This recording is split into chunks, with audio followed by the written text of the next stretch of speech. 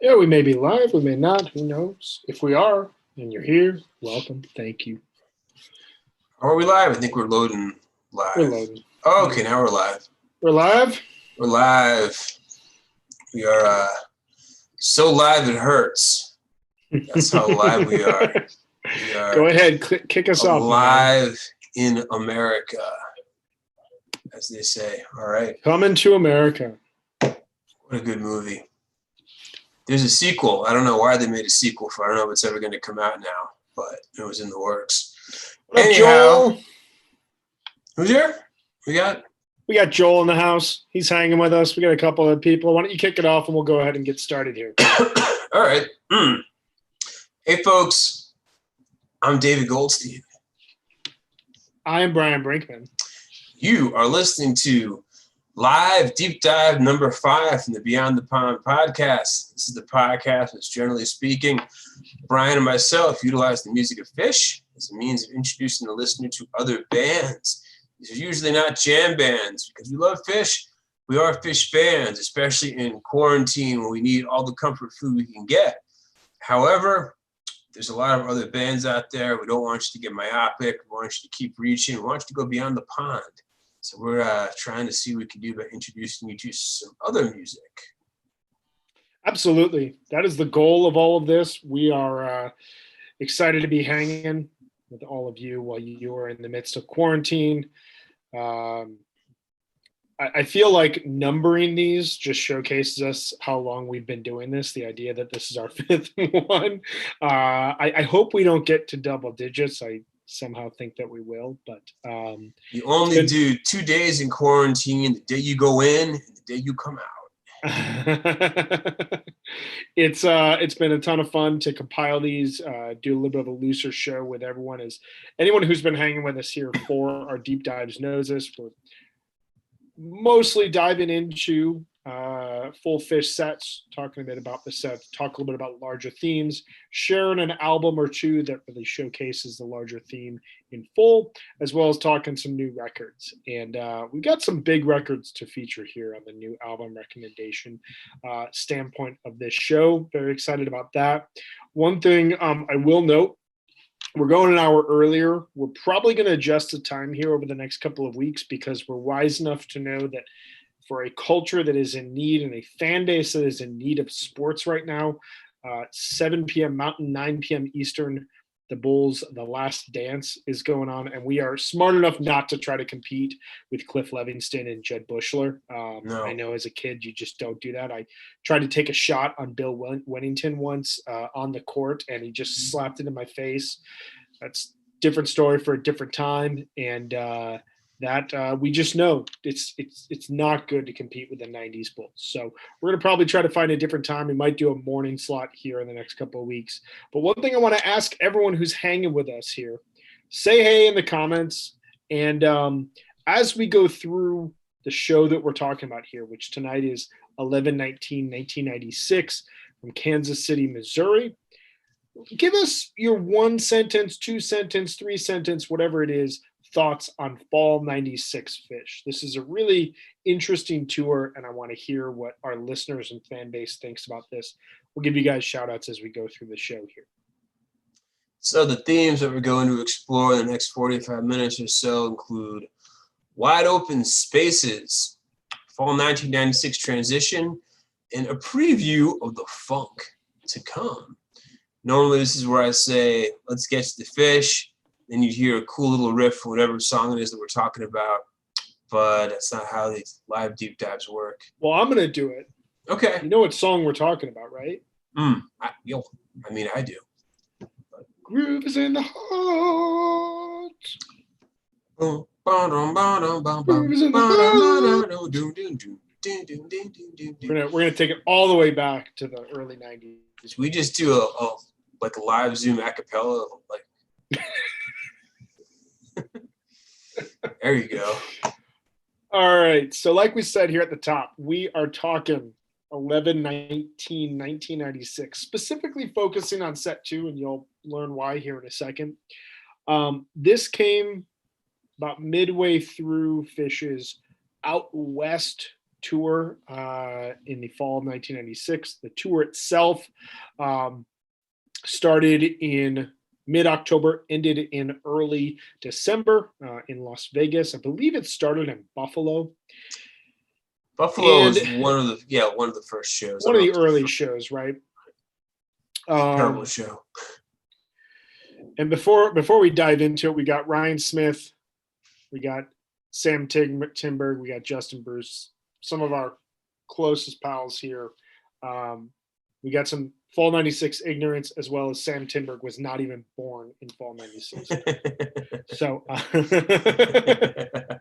so this show started off with a pretty standard set one, to be totally honest. It's a very solid, a very safe performance of a somewhat solid and safe set list. I would argue this is a barbecue fish set in the purest form. I don't hate any of these songs. I want to see all of these songs at some point. I like them all. It's good flow, good energy, but it really does nothing beyond rise above kind of background noise, if you will. There's a really cool segue from ACC Bag into Foam. There's a really nice segue from Fee into Taste. But the big takeaway for me here, if I'm thinking deeper about this set, is context and time. This set simply doesn't exist for the rest of 1.0 and 2.0.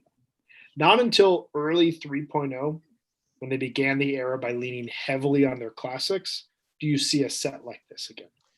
Yeah, I agree. It's a set that looks like it sounds on paper. There's nothing incredibly thrilling that's going to knock your socks off, but also none of the songs are anything close to anything I consider bad fish, I guess. There's no exactly like Alaska hadn't been written yet. Let me see. Also, very solid versions of Theme from the Bottom, 10 minutes plus, and kind of like a dark, longer than usual stash. It never really gets out of type 1, but the type 1 gets it's evil kind of type 1. Totally. So good for a set. Nothing to make the hair stand up on your neck, but nothing wrong with it either. Yeah, it's a good first set. And the thing, just like the point I was making about like context and time, it's important to know, like, we're in November 1996 here. Think about 1 year from now, November 97, you'll never see a set like this. But in just 3 months' time, they've abandoned many of these songs.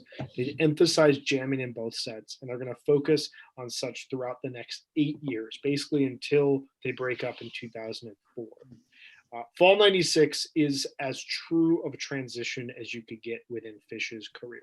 It's the end of this pure Fish era and the start of Fish reinvention. This process has been going on basically since December 31st, 1995, when they realized there was no like higher level they could go to with the pure Fish sound that they've been pushing for 12 years. They play Remain in Light, and you see clearly in a first set like this that just looks plucked out of 92 to 95, sitting next to a second set that sounds like the first hints of 1997 and 1998. Yeah, fall 1996 is absolutely the transition year. It's the where do we go from here year. Do we keep spinning our wheels? Do we find a breakthrough? Like, what's it going to take to get to the next gear? And we know that Fish absolutely found the next gear. A lot of jam bands get to the fall 1996 and they stay there forever. It's a really good point. They never reinvent themselves. If you want me to name names, you can DM me. I'll name names. But anyway, really, second set is why we picked this one. This is where the magic is. And yes. It's really top to bottom. There's nothing not to like with the second set. Yeah, the set list itself, I mean, this is another thing I want to point out. I didn't put this in our notes. It's something I would love to focus on in kind of like a deeper episode at some point in time. But one thing that stands out to me about Fall 96 is it's the last time you're going to see sets with like Bowie, Gin, and You Enjoy Myself in the same second set. Even though you're starting to see exploration within these songs that is going to be defined over the next couple of years. So set opens with Bowie. Something I would encourage Fish at this point in time, if you really want to start experimenting with Bowie, which I would love again, open up a set with it. Why the hell not? What do you have to lose, It's big. It's wide open. It's not quite as wild as it was in 1985, nor as groove-driven as it will be in 97 and 98, but it's precise and expansive all the same. It's a really, really solid version. And then you're followed immediately by A Day in the Life in a very strange slot, which works the same way every Beatles cover does. I don't care when they play it. I'm down with a Beatles song at a Fish show. And it showcases something about this era that would be absent just 12 years from now. Pre-1997 sets didn't really need flow in the same way that they would for the next 20 years. You had such great performances of all your classic songs that so many pre-1997 sets have really great moments without having a great entirety to them, if that makes sense. And then kind of one of the centerpieces of the set is a gigantic bathtub gin, 20 minutes. It's definitely has aspects of Remain in Light, largely because you get a lot of Trey Anastasio on his mini kit. There's a lot of Page funk on the clavinet. And then it segues into Vibration of Life, which is actually the last version of it and the second version of this week, which is kind of an interesting statistic. It's this bathtub gin, it's kind of like a junior version of the Rupp Arena bathtub gin from November 7th. It's a little bit longer, also very dense, lots of Trey mini kit. This is 1996, was the apex of Trey jumping on his little kit on the side of the stage. And a lot of people kind of think that in terms of bathtub gin getting crazy in Type 2, it's sort of pre-Went and great Went. I mean, pre and post great Went, like August 17, 97, everything after. But that's not really true. I mean, I would say after, I guess, what is it, like Murat, August 1993, I mean, bathtub gins could get pretty strange and atonal. And these are some big suckers from 1996. Yeah, I mean, bathtub gin 96, bathtub gin even early 1994, 424 94, one of my favorite sets of all time, favorite shows of all time. Yeah, Murat. And then summer 97, we almost covered this jam back when we did the Atlanta Ghost. We were going to cover the Dallas bathtub gin. Oh, right. Phenomenal version that I encourage all of you to seek out. I think it's 725 1997. Yeah, it's like gin into, I think, Makasupa into ACDC bag or somewhere in that order to close out set one. It's unbelievable stuff. It's a ridiculously funky version. The shows in the Southwest in 1997 tend to have kind of crappy audience tapes. Yes. I think allegedly it was because of like high winds or for whatever the reason was. They don't sound as good as some of the other ones you might find on re-listen, but the performances themselves are out of this world, those shows. Right, exactly. So following this gin, you Enjoy Myself, which grooves and bounces along like so many 1996 You Enjoy Myselfs did. They had so much fun with this song on this tour.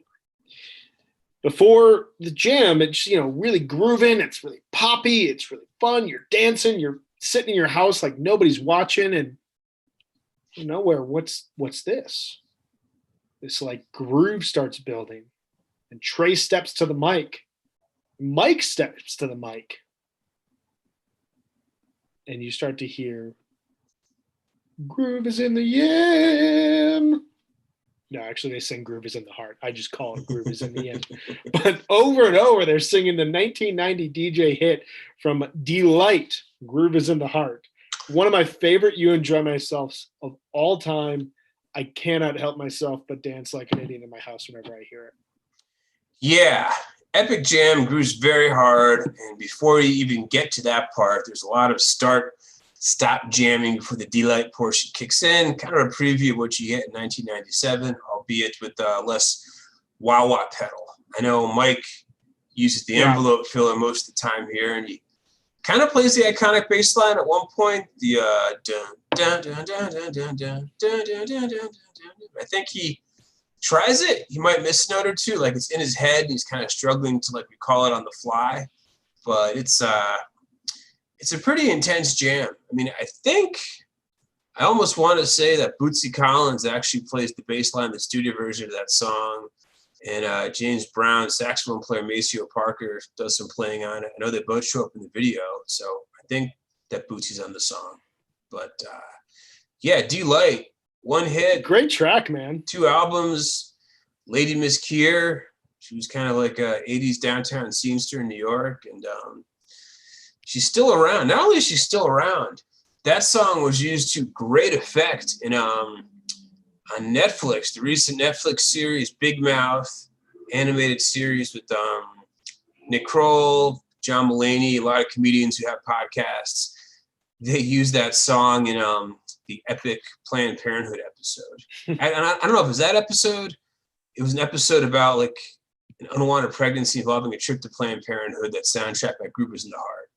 And D-Light was all about, like practicing safe sex and whatnot. So Lady Miss Kier was like, yes, use that song.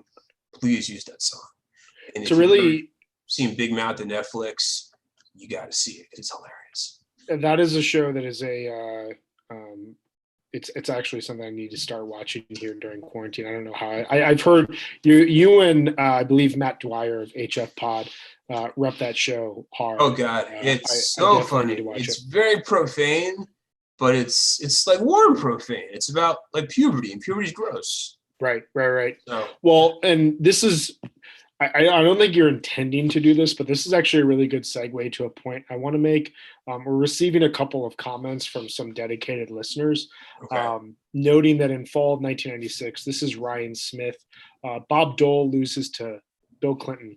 Dole then becomes a Viagra spokesman, consoling himself with a lifetime of little blue pills.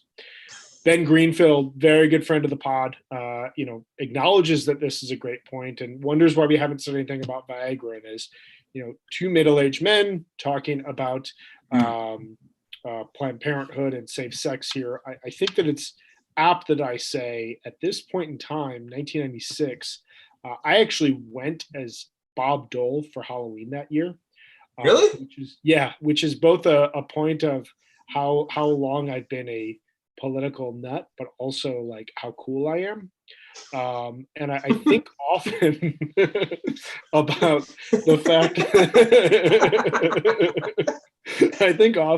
fact that I was at a middle school dance dancing around in a Bob Dole mask and like a trench coat, and I like did the whole I held my arm like the whole night and everything, and a lot of old people gave me candy. But like at that time, Phish was playing Remain in Light to a nearly silent Omni in Atlanta, Georgia, where most Phish fans were hearing the album for the first time. And I can attest to that because I've heard it from people who were actually at that show. But there's some weird connection there between Groove is in the Heart, Bob Dole, Viagra, me in my, puberty-driven years going as Bob Dole for Halloween, and Phish absolutely like ripping the faces off of all their fans, like Nick Cage style from Face Off on October 31st, 1996. I just remember the 1996 election. Me and my parents turned on like the NBC, the CBS, mainstream media coverage at like 8 o'clock. And the election was basically over by 9:15. Yeah, like Clinton won the landslide. That was the last election before I like really knew what was going on. I was in a current events class in high school during the 2000 election, and basically the whole class was like built around following the election. So that was like the first time I really knew what was happening. 96, I kind of just thought Bob Dole was kind of a lame old guy, and I thought it'd be funny to go as him for Halloween. But that wasn't like a very contentious election, was it? Were there moments during that election that like rival anything we've seen over the last 12 years? No, Bob Dole and Jack Kemp were gentlemen, and that election was never in doubt anyway. Yeah. That was one of that was kind of just a wash, that one. Well, it's a nice segue back here towards the show because Phish then completed the second set with the Star Spangled Banner a cappella and Fire, because if you see our notes above or reference back to what we were talking about earlier, flow did not matter in fall of 1996. And, it's a fine way to end the set, but the highlights being what the highlights were. Had you heard this show before we jumped into this? I've heard the end before. I've absolutely heard the You Enjoy Myself before. This is a show. I mean, if I didn't have a tape of it back in 1996, I don't know if I would have heard it.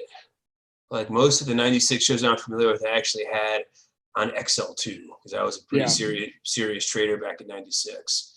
But I heard the You Enjoy Myself like plucked on a mix somewhere.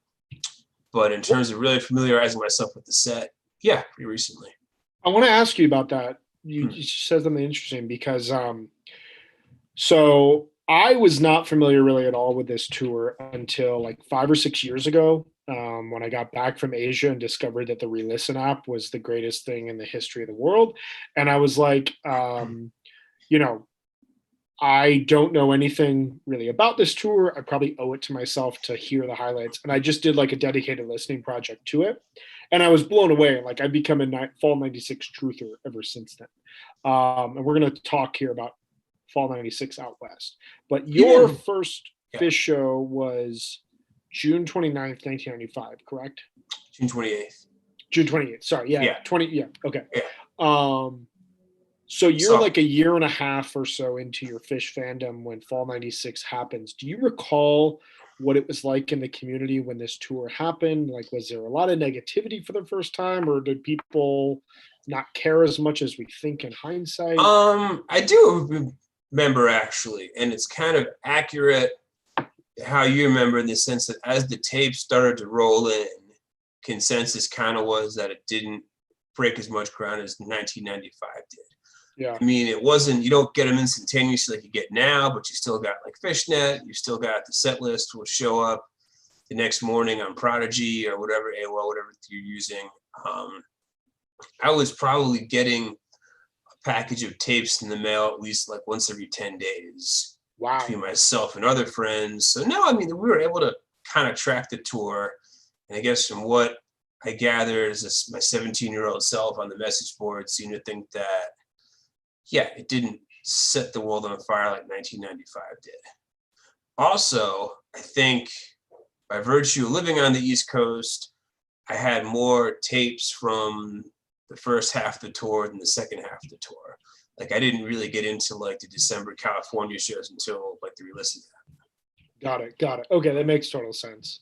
I'm just always curious about it because the instantaneous aspect, the fact that we can listen to shows and tweet at the same time and then go on a podcast or go on to, a forum or whatever, you always get this sense of like negativity around a tour or around a show seems that much bigger nowadays than I imagine it would have in the 90s. I mean, the other stuff we had was like the Farmer's Almanacs, which I guess you could pick up in like the parking lot, and those kind of had people doing like written reviews. They would email it in and like they would edit it. So there was, before the Fish Companions, there was like handouts in the parking lot and people do like their own fish zines and stuff like that. So there was, it wasn't as extremely online, but there was still commentary. Well, I think it's a good point to talk about fall 96 out West. So to your point, Dave you got a lot of those fall East Coast shows. The Fish basically toured the East Coast through the last half of October in fall 96, played Halloween at the Omni, went down to Florida for a couple of shows, started to go up through the Midwest. We covered 11/6/96 back in episode 19 from Knoxville, Tennessee, a really good Mike song that goes into an extended jam. And then they kind of do this weird little like spin through the Midwest for the next 10 days or so. And then they move out West. And by the time they get to Kansas City, they're completely going out West at this point in time. And there's a lot of gaps between shows. But they end up finishing the tour in Las Vegas in early December before coming back east for 2 shows at the Spectrum and 2 shows at the Fleet Center to close out the year in Boston. What are your thoughts on the October shows, kind of setting the table before we jump out west? Not very good. I mean, there's a few gems. October 23rd, 1996 has a really good second set with Bob Galati on a second drum kit. So you got a tweezer with Fisher playing drums, Bob Galati playing drums, and then Trey playing his mini drum kit. So that was a really high energy tweezer with Yamar. Had like a big drums in the middle of it. My tapes are like Yamar drums, Yamar. The night before, October 22nd, 1996, from the Gardens, got a really big Mike's Groove, which had these like contortionist dancers. That's off the show with like Buddy Miles really hamming up all on the Watchtower, saying that let's hear for the fish all along, all along. But my God, like the Buffalo show is terrible. I think there was like a Penn State show that was terrible. I mean, it was, yeah. There's some serious clams in East Coast October. Even like Hampton, not a good show. Yeah, I mean, MSG, they play 2 shows that I don't think anybody references. No, night 2 is better than night 1. Neither was incredible. Right. So the gold really starts. They play some great shows kind of right after the Remaining Light set. You've got Coral Gables, I think is what it's called, the Miami show. Coral Sky. November 2nd, that's what West Palm Beach. November 2nd. November 3rd, I believe, is from Tallahassee. November 6th, as we talked about, November 7th from the Rupp Arena. But jumping ahead into mid-November, it's kind of wild. They're playing their best music on this tour in places like Ames, Iowa, and Memphis, and Omaha, Nebraska, and Kansas City. It's like Fall 99 in that once Fall 99 left Shoreline Amphitheater, I want to say, or Chula Vista, they're in these weird markets for like 3 weeks. You know, like Fall 99 goes to like Austin and then New Orleans. There's like Las Cruces, New Mexico show.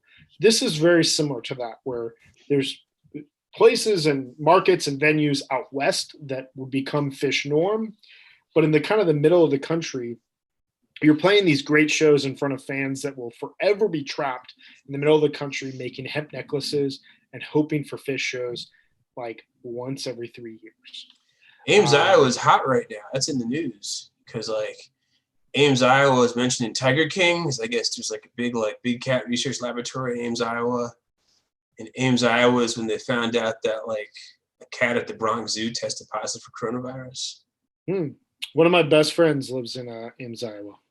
Okay. Shout out to T-Bone. I don't know if he's watching. He's getting ready for The Last Dance. I think he's grilling steaks and making malts right now for it.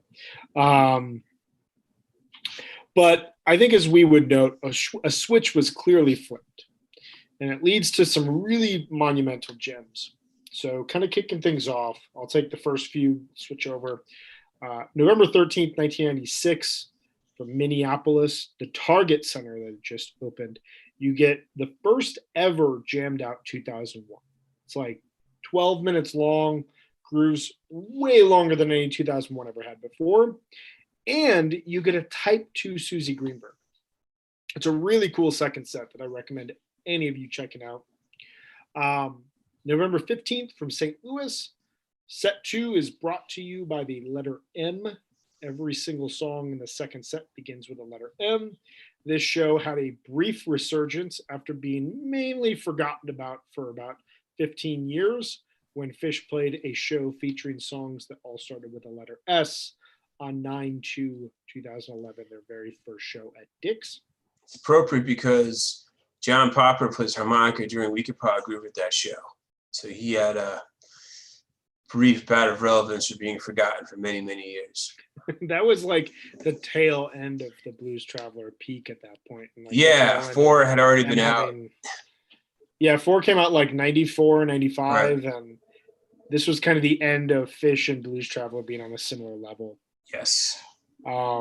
11/16/96. This is, I think, collectively one of our favorite shows as a podcast. The second set is massive. You get a LaGrange opener, this really incredible segment of Runaway Jim into Vibrational Life, into Kung. It's just an outstanding segment that's super weird. It feels like 1995, but also parts of it sound like 1997 and 98. And then Grand Funk's We're an American Band encores that show. Excellent second set. I recommend anyone who has not spun that. That is one of those sets that, like, if you feel at some point like you've heard everything that Fish can do, you turn that on, you're like, holy shit, how did this happen in the middle of the country in November 1996? So then you got November 18th, 1996 from Memphis, Tennessee. A lot of people associate Memphis with Sun Studios and Arden Studios and Sam Phillips. I associate Memphis with a legendary version of Simple. Huge Simple. Next, we got the show we're talking about, of course, November 19th, 96 from Kansas City, subject of today's lesson. Excellent show. November 23rd, 1996 from Vancouver, British Columbia. Excellent Mike's Groove, and it has a Makasupa, which references the border police bringing their dog on the band's bus and taking their weed. Well, that was a problem back in 1996. And then on November 27th, 1996, kind of a forgotten show from Seattle. Really good second set. Down with Disease Fest. Big Down with Disease. There's a tweezer with the Sweet Emotion Jam, which goes back into Down with Disease. That was a tape I really burned out my senior year of high school. Yeah, that was a tape I recall receiving. Kind of was it was in like my second wave of getting into Fish. Someone was like, "Oh, you got to hear this show, Jimi Hendrix, Seattle, Killer, Down with Disease," Right. And I remember just being blown away by it as well. You jump down to the Cow Palace on November 29th, 1996 from Daly, California. You get another big Simple. Simple really shines here in fall 1996. If you're a big Simple head, as I know, Sam Timberg, who is hanging out with us here, is a huge Simple fan. This tour, every Simple pretty much killed it. It just crushes. Would you say he's a simple kind of man? I would actually say he's a very complicated individual, and that's like part of the joy. Yeah. So, but for whatever reason, he likes Simple. Maybe it's that contradiction we're all seeking. I will also say we don't have this featured in this list, just for those of you who are paying attention right now. 11/8/96 from Champaign, Illinois. That Simple. Yeah. What is the other one? October 23rd, 96 from Charlotte, I want to say, or October 26th. Whatever. The Charlotte Simple is amazing. The Halloween Simple, the Champagne Simple, the Memphis Simple, the Vegas Cow Palace Simple, and then the Vegas Simple. All incredible. And then you get another huge You Enjoy Myself towards the end of that set. But it's wild because that set ends with You Enjoy Myself. There's another song, I forget, it's like a shorter song, like a bouncing or something like that. And then Harry Hood. YM and Harry Hood in the fourth quarter of 1996 is just like exactly what I was saying earlier, where these big songs are featured in big places in a way that they just won't be for the next 6 or 7 years. The band then goes to Sacramento, November 30th, 1996. I feel like I'm saying this a lot, but if you haven't heard this set, stop everything except for this podcast and listen to The Amazing Grace. Peter Applebaum, who would play in the original Trey Anastasio band, joins for set 2 on saxophone, and it's perfect. They play an electric version of Amazing Grace, and it's just absolutely beautiful. And then they dive down to UCLA, Los Angeles, and play December 1st, 1996. This is a really good show. Love that show. Yeah, it's a cult favorite. This should be a future Live Fish release. Like, if the band wants people to really understand and care about fall 1996 and that era and kind of this shift into 97, this show should be released. It's got an incredible set 2. It's got a huge, huge tweezer. Peaches and Galia opens the show. This is fantastic stuff that I would love to hear in soundboard quality. And just wrapping up, we got December 4th, 1996 from San Diego. Outstanding Mike's Groove in the second set, which has a reba in the middle of the Mike's Groove. And then, of course, the classic December 6th, 1996 from Las Vegas. It was officially released. This was the official start of the Claypool Anastasio bromance, which would lead to Oysterhead, and a really good start-stop week of Pog. I mean, everything at the show was good. Simple was great. It's just top 5 show of the year. So, yeah, top 5 show of the year, and boy, this will be a fun. I think they've released some videos of this show. There's definitely quality of 12/6/96 on YouTube. Depending on how long this whole dinner and movie thing goes on, that would be a show that would just like blow the entire fan base's minds if they played that. So let's keep it moving with some stuff that's not fish. Yeah. So what we were thinking going into this is, the best music from fall 1996 happens when Fish makes that turn out west. And if you've ever driven from east to west in this country, you know that there's a point around Missouri, Iowa, that the sky opens up, the land just becomes wide open. Albums start taking on new meaning. You start entering states that have like 400 to 500 exits.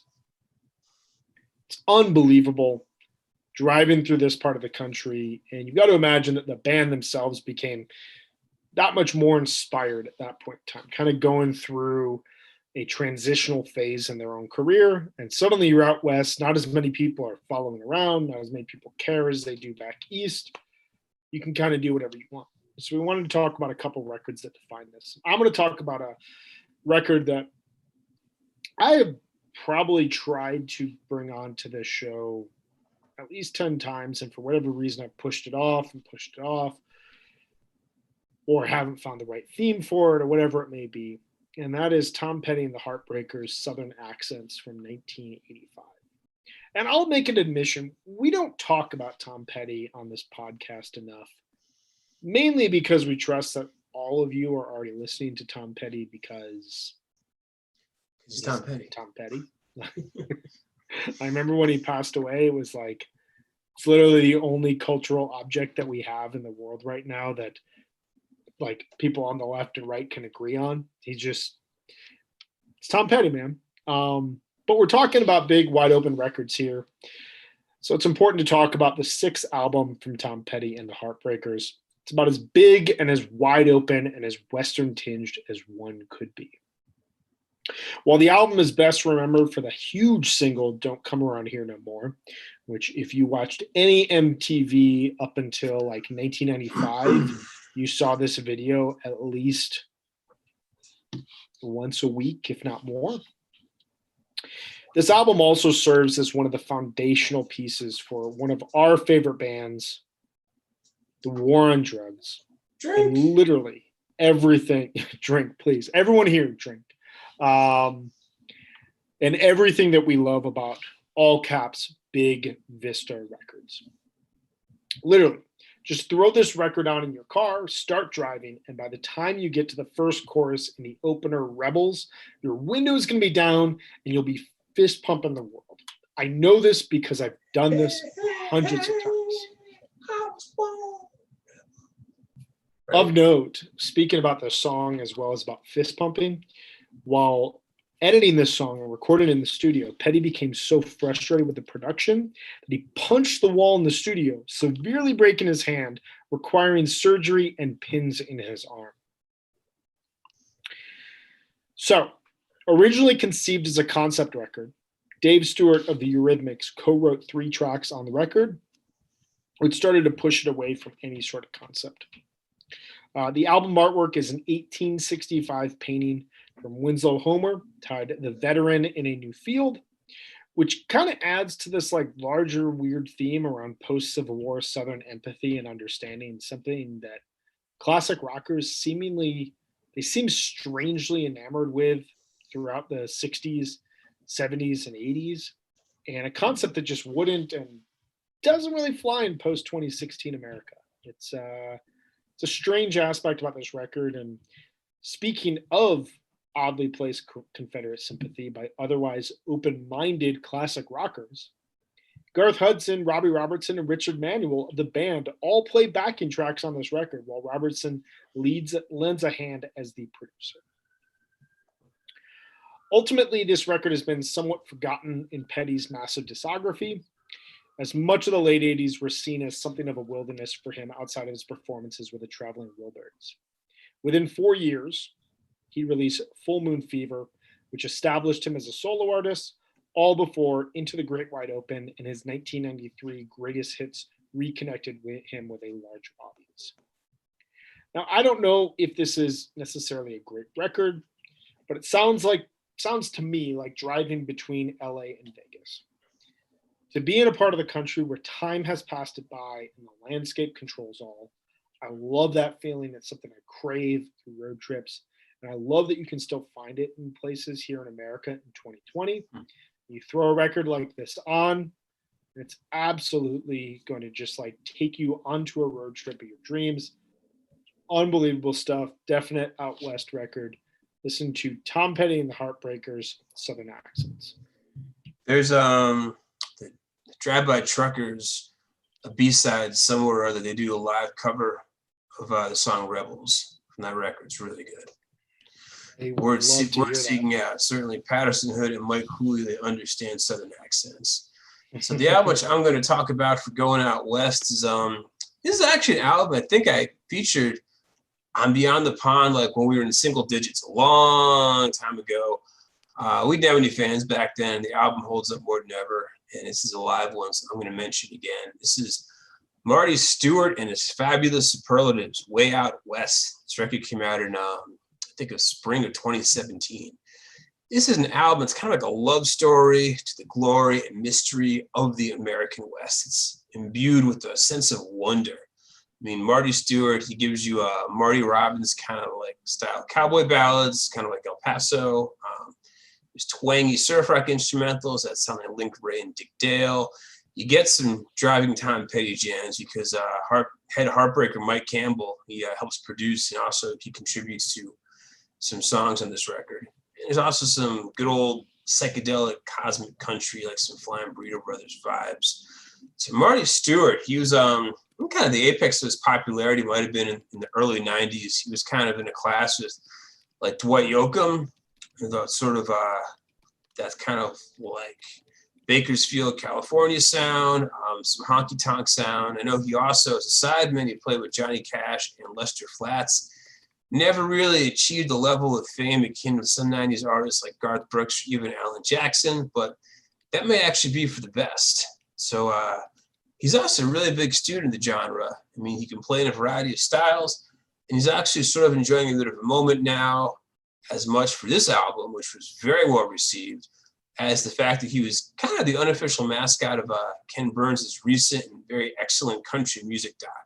He sort of popped up with a soundbite like every 6 or 7 minutes. You see this guy with a big gray bouffant and a mullet, kind of wearing like a purple bandana.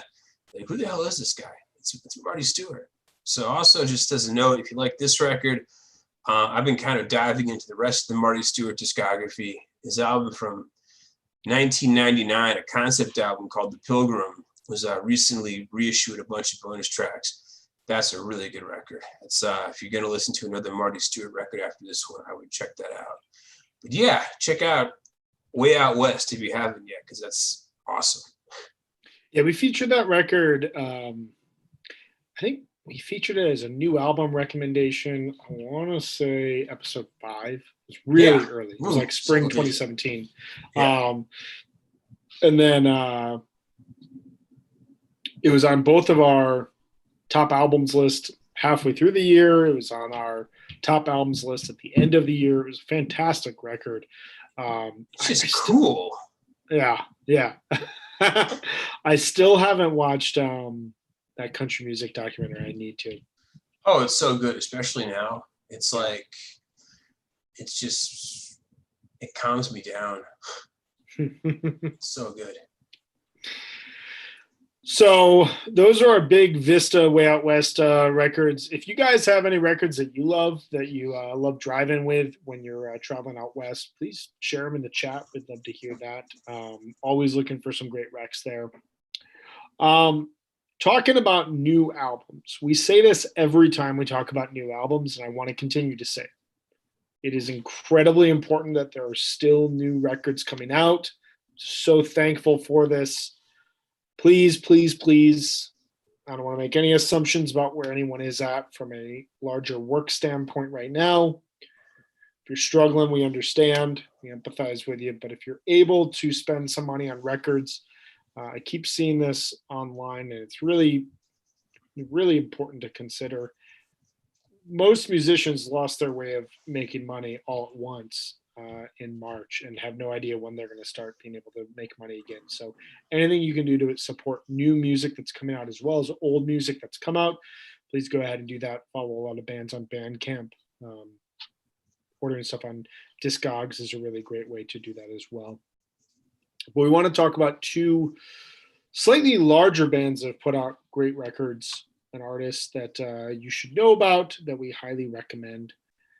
I am going to talk about the new record from Fiona Apple, Fetch the Bolt Cutters, that came out on Friday of this week and is a really,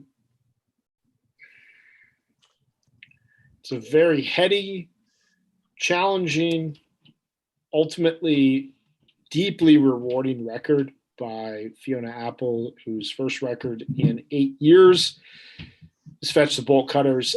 This record, I was thinking a lot with regards to a record like this, that, you know, the last half decade or so, the norms around us have just completely broken down. And how are you supposed to write about this? And, you know, this idea of like this descent into the infomercial, the faux glitz of gold-lined toilets, the racism that's simmering under the surface and spewing over, you know, that man in the White House ever present in every waking moment and step in our daily lives, and most notably, the callousness with which women, our homemakers, our mothers, our lovers, always ours, as we described them, have been dismissed and abused to the point where they barged in on destruction.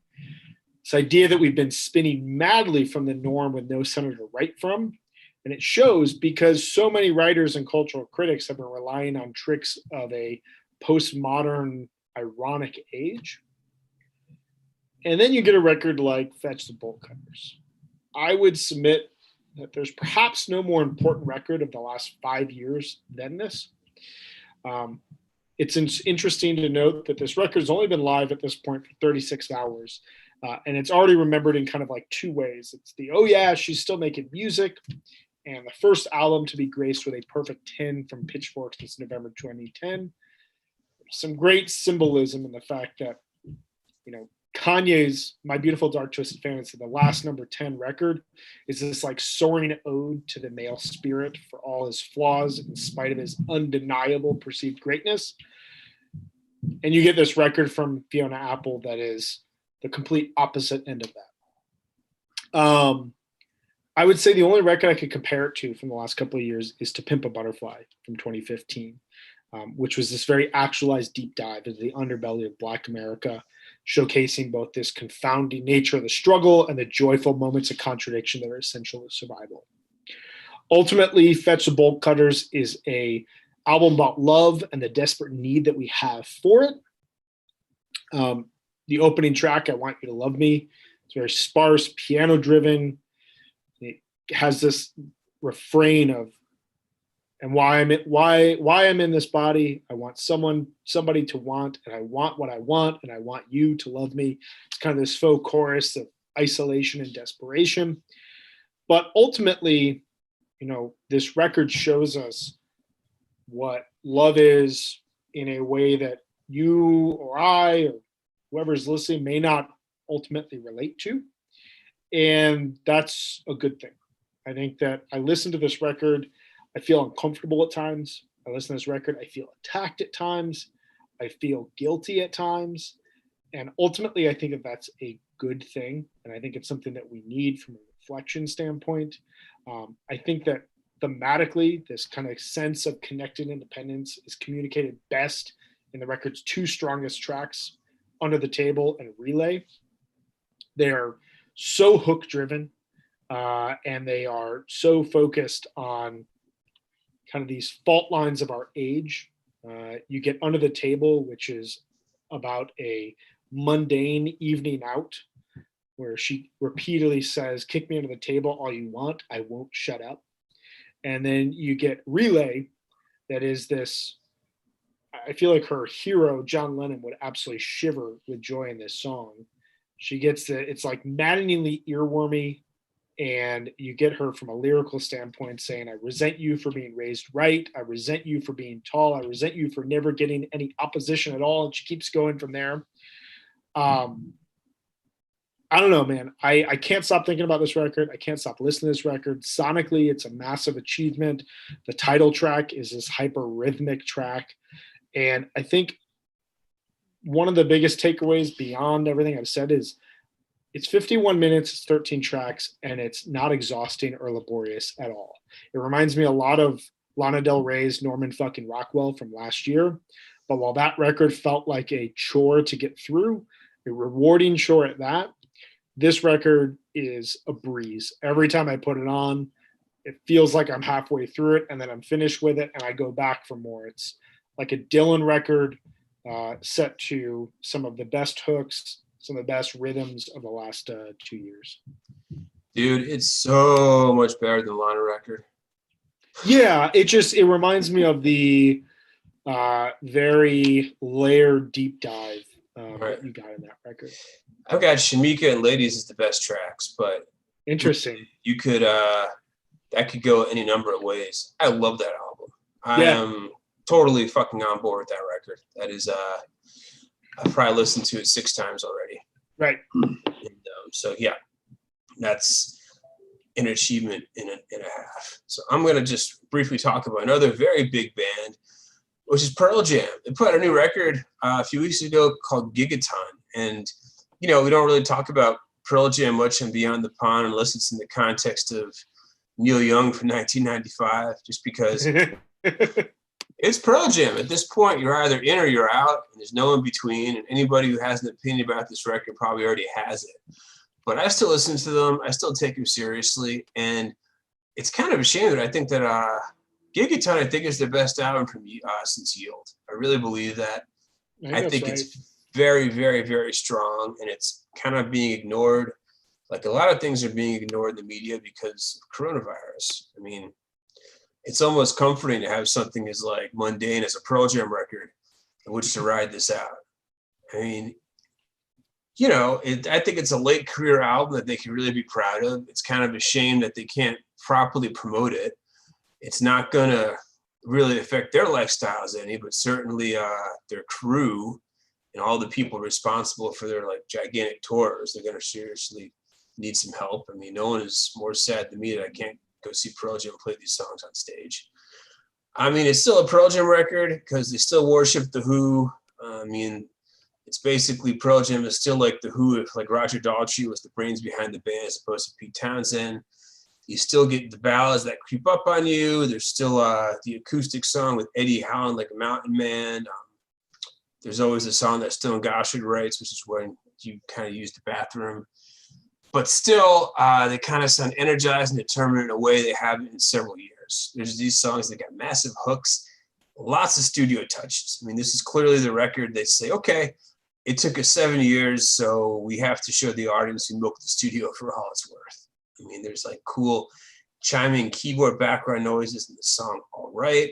There's an ultra cool, like heady psychedelic coda of the song Take the Long Way, which Matt Cameron wrote, which is maybe my favorite song on the record. It's kind of like a very straight ahead rock song with some interesting psychedelic touches. And Matt Cameron always kind of writes in a very elliptical manner.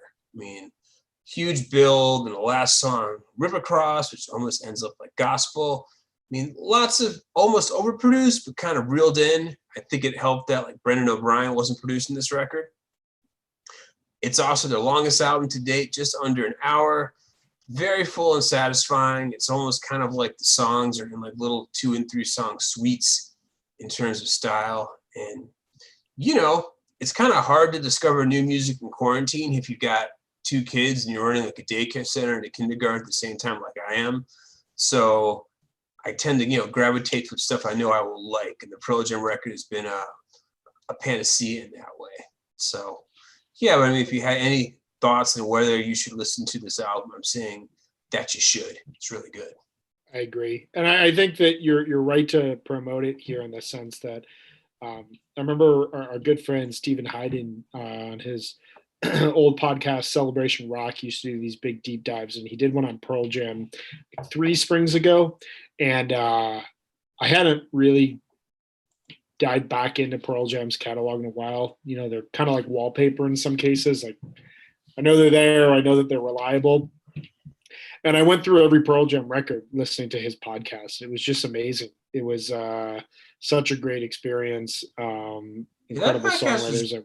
Great. It helped me kind of, it forced me to relook at like the Riot Act binaural era. Which I didn't because I personally love binaural. I agree with you. This is their best record since Yield. I'm a huge binaural fan personally, and I thought he did a really good testament to that era. Who did he get to talk about binaural? I'm blanking on it. Okay. I'm blanking on it. I remember it was that, and then he did Springsteen a year later, which was it was a joy to like Tim Showalter, buddy, talk about like Human Touch. Right? Yeah, Showalter was on for Lucky Town, Human Touch, I want to say. Yeah. And I think he also was there for Tom Joad. I think it was those 3 records. That was really, really great stuff. So cool. Well, here's what we're going to do. Yeah, I am going to I'm going to break once we're off air and watch The Last Dance, which I'm guessing many of you will do as well. I will be saying I don't have work tomorrow. So I'm going to probably stay up a little late and rock this 11/19/96 set and maybe do a live tweet on the BTP account. So I'll tweet out that link if that happens. We'll see kind of how the night goes. But I want to thank you guys all for hanging with us here. We have another episode coming out, or full episode coming out this Tuesday, April 21st. Good one. Episode 95. As we've noted, we're going to focus a ton on jams over the next couple of months. We have some guests coming up. We've got a really cool deep dive of our own into one artist in the next couple of weeks. So keep an eye out for that.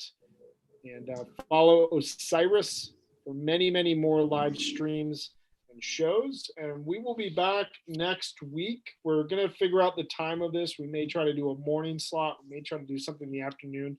We'll let you guys know. But at some point here next week, you'll get the link for our next live set.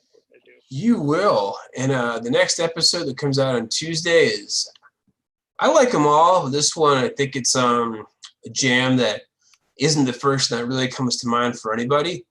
Right. And I think we certainly did it justice. I enjoyed recording that episode quite a bit. Yeah, you've been hanging this long. Thank you very much. We know that there are many choices on television and books and otherwise in media to spend your time in quarantine. If you're hanging with us, that's a really cool thing, and we don't take it for granted. We appreciate that we can do this. We will be very happy we don't have to do it anymore. But so until then, thank you for hanging. We will definitely be back with you next Sunday, and probably won't talk about Bob Dole as much or Viagra as much. But if you want to talk about the Blue Pill or Levitra or Cialis or whatever you choose to use in that time of need, feel free to do so. We'll come back